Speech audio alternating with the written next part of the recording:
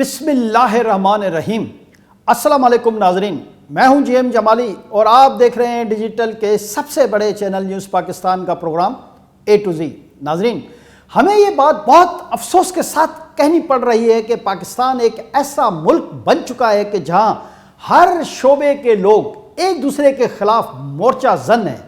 ملک میں بڑھتی ہوئی دہشت گردی کے خلاف فوج اور سیکیورٹی اداروں کی طرف سے آپریشن کلین اپ کرنا تو ملک کی بقا اور سلامتی کے لیے انتہائی خوش آئند ہے، لیکن جب ملک کے اہم ترین شعبوں سے تعلق رکھنے والوں کو اپنی اپنی پسند اور ناپسند کی بنیاد پر ایک دوسرے کے خلاف صف آرا دیکھا جائے تو یہ یقیناً دکھ اور افسوس کا مقام ہے۔ یہ تو کم و بیش ساری دنیا میں ہی ہوتا ہے کہ سیاستدان ایک دوسرے کے خلاف موقف کے خلاف بات کرتے ہیں اور بعض اوقات ایک دوسرے پر کیچڑ بھی اچھالتے نظر آتے ہیں، لیکن جب قومی مفادات اور قومی سلامتی کی بات آتی ہے تو پھر وہ سب ایک پلیٹ فارم پر جمع ہو جاتے ہیں۔ مثال کے طور پر بھارت میں سیاستدان ایک دوسرے کو نیچا دکھانے کے لیے گالم گلوچ اور مار پیٹ سمیت ہر حربہ استعمال کرتے ہیں، لیکن جب مقبوضہ کشمیر کی بات آتی ہے تو پھر وہ اپنے آپس کے تمام اختلافات بھلا کر یک زباں ہو کر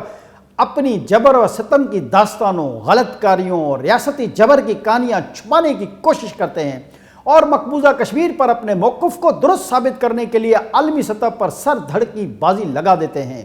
لیکن بدقسمتی سے ہمارے ملک کے سیاستدان ایک دوسرے کے خلاف ہر معاملے میں سیاسی گولہ باری کرتے نظر آتے ہیں اور کسی بھی نقطے پر یک زباں نہیں ہوتے، وہ چاہے ملک کی سلامتی کا معاملہ ہو یا ملک کی معاشی و اقتصادی صورتحال ہو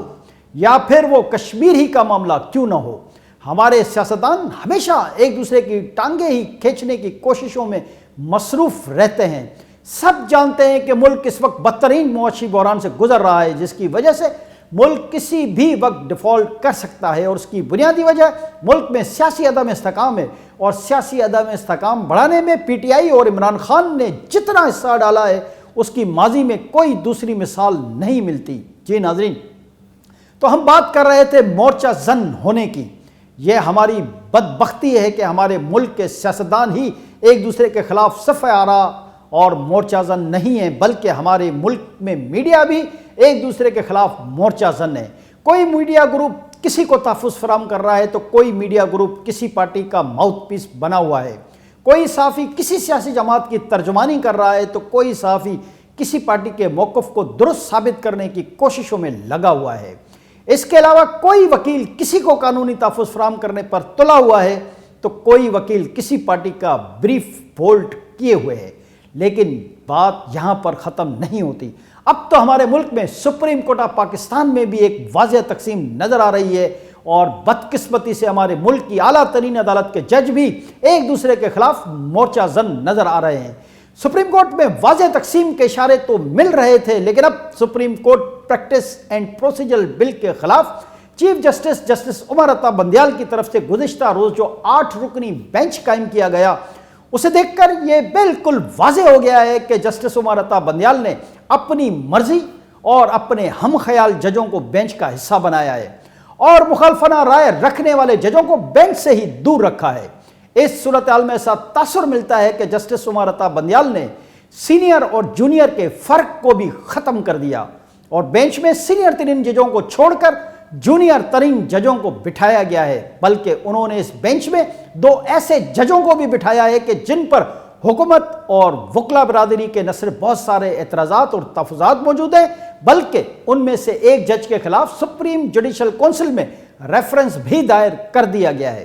یاد رہے کہ اس بینچ میں چیف جسٹس عمر عطا بندیال کے علاوہ جسٹس اعجاز الحسن، جسٹس منیب اختر، جسٹس مظاہر نقوی، جسٹس محمد علی مظہر، جسٹس عائشہ ملک، جسٹس حسن اظہر رضوی اور جسٹس شاہد وحید شامل ہیں، جبکہ دوسری طرف سپریم کورٹ کے سینئر ترین جج جسٹس قاضی فائز عیسیٰ سمیت دیگر سینئر ججوں کو مکمل طور پر نظر انداز کیا گیا ہے۔ اسی بینچ نے آج مقدمے کی سماعت بھی کی۔ سماعت کے بعد سپریم کورٹ کے مذکورہ بینچ نے supreme court practice and procedural bill پر تا حکم ثانی عمل درآمد بھی روک دیا گیا۔ جی ناظرین، دوسری جانب حکومت اور تمام وکلا تنظیمیں، یہاں تک کہ پی ٹی آئی کے سپورٹر وکلا نے بھی اس بینچ کی تشکیل پر سوالات اٹھائے ہیں اور مذکورہ بینچ کی فوری تحلیل کا مطالبہ کیا ہے۔ معروف وکیل سلمان اکرم راجہ جو آج کل پی ٹی آئی کے مقدمات لڑ رہے ہیں، انہوں نے بھی اس بینچ کی تشکیل پر حیرت کا اظہار کیا ہے اور کہا ہے کہ مذکورہ 8 رکنی بینچ کی تشکیل ان کی سمجھ سے بالاتر ہے۔ سلمان اکرم راجہ نے کہا کہ انہیں اس بینچ کی تشکیل سے دھچکا لگا ہے، سپریم کورٹ کو فل بینچ بنا کر اس مسئلے کو حل کرنا چاہیے تھا۔ دریں اثنا پی ٹی آئی کے ایک اور سینئر وکیل جو پی ٹی آئی کے رہنما بھی مانے جاتے ہیں، اس نے بھی 8 رکنی بینچ کی تشکیل پر حیرت کا اظہار کیا ہے۔ جی ناظرین، ادھر پاکستان بار کونسل نے چیف جسٹس کی طرف سے تشکیل دی گئی بینچ کے خلاف آج ملک بھر میں وکلاء کی ہڑتال کا اعلان کیا ہے، جبکہ دوسری جانب سپریم کورٹ بار ایسوسی ایشن کے سابق صدور نے بھی بینچ کی تشکیل کے خلاف شدید رد عمل کا اظہار کیا ہے اور اسے سپریم کورٹ کے ججوں کے درمیان واضح تقسیم کے مترادف قرار دیا ہے۔ ادھر حکومت اتحاد کی 13 جماعتوں نے آج مشترکہ پریس کانفرنس کر کے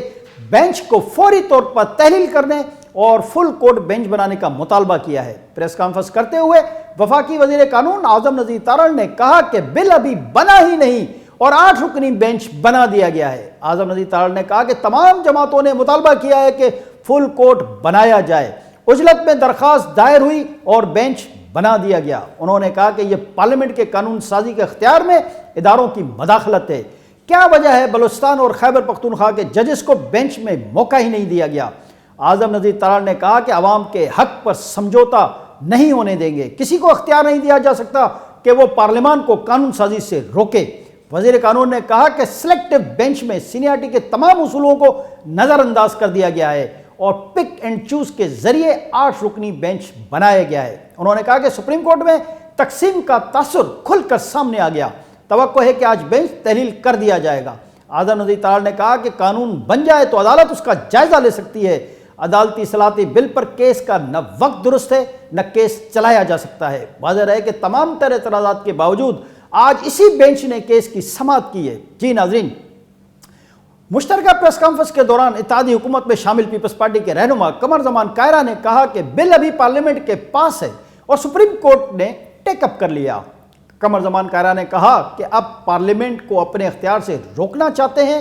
ہم ساری جماعتوں نے پارلیمنٹ کے اختیار کے لیے جدوجہد کی ہے۔ انہوں نے کہا کہ آج یہ بینچ بنا کے پارلیمان کے اختیار کو روکنے کی جو کوشش ہو رہی ہے وہ قبول نہیں کریں گے۔ ہم آج بھی کہہ رہے ہیں کہ بینچ بنانے کا طریقہ کار ٹھیک نہیں۔ پیپلز پارٹی کے رہنما نے کہا کہ آج ڈھٹائی، ضد اور انا کا مظاہرہ کیا جا رہا ہے۔ بینچ کی لسٹ دیکھنے کے بعد لوگوں کا کیا تاثر تھا، اگر اسی طرح چلے گا تو ہم اسے قبول نہیں کریں گے۔ پریس کانفرنس میں شامل جے یو آئی کے سینیٹر کامران مرتضیٰ نے کہا کہ مجھے کیس کی فکس کرنے پر بھی حیرانی ہوئی اور بینچ کے میبنار پر بھی جو کیسز ہم نے جنوری میں فائل کیے تھے ان پر ابھی تک نمبر ہی نہیں لگے۔ کامران مرتضیٰ نے کہا کہ دوسری جانب ابھی قانون بنا بھی نہیں اور کیس فکس ہو گیا۔ علاوہ ازیں ایم کیو ایم کے رہنما سید امین الحق، اے این پی کے رہنما میاں افتخار اور بلوچستان سے سینیٹر طاہر بزنجو سمیت دیگر اتحادی جماعتوں کے رہنماؤں نے بھی سپریم کورٹ کے چیف جسٹس عمر عطا بندیال کی طرف سے قائم کیے گئے 8 رکنی بینچ کی مخالفت کی۔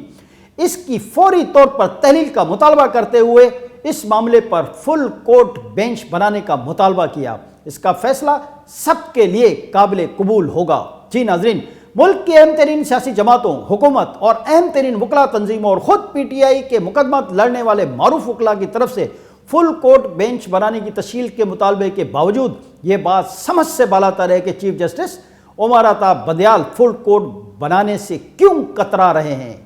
جبکہ بار بار یہ بات کہی جا رہی ہے کہ فل کورٹ کا فیصلہ سب کے لیے قابل قبول ہوگا۔ یہاں یہ وضاحت ضروری ہے کہ اس وقت سپریم کورٹ کے کل ججوں کی تعداد 15 ہے، جن میں سے بظاہر ایسا لگتا ہے کہ مذکورہ بینچ میں شامل 8 جج چیف جسٹس عمر عطا بندیال کی رائے سے اختلاف نہیں رکھتے، یا کہہ لیجئے کہ ان کے ہم خیال ہیں۔ اس کا مطلب یہ ہوا کہ چیف جسٹس کے پاس سپریم کورٹ کے ججوں کی اکثریت ہے، لیکن اس کے باوجود chief justice Umar Ata Bandial full court بنانے سے بظاہر خائف نظر آ رہے ہیں، جبکہ فل کورٹ بینچ بنانے سے نہ تو کوئی قانون منع کرتا ہے اور نہ ہی اس اقدام سے ملک کا آئین چیف جسٹس کو روکتا ہے۔ اس صورتحال کو دیکھ کر ایسا تاثر بڑھتا ہے کہ جیسے چیف جسٹس نے اپنے ہم خیال ججوں کو ساتھ لے کر حکومت اور اپنے ساتھی ججوں کے خلاف ایک مورچہ سنبھال لیا ہے، اور اب یہ لڑائی خدا نہ خواستہ کسی بہت بڑے سانے یا حادثے پر ہی ختم ہوگی۔ آج کے لیے اتنا ہی۔ اگلے پروگرام تک کے لیے اپنے میزبان جی ایم جمالی کو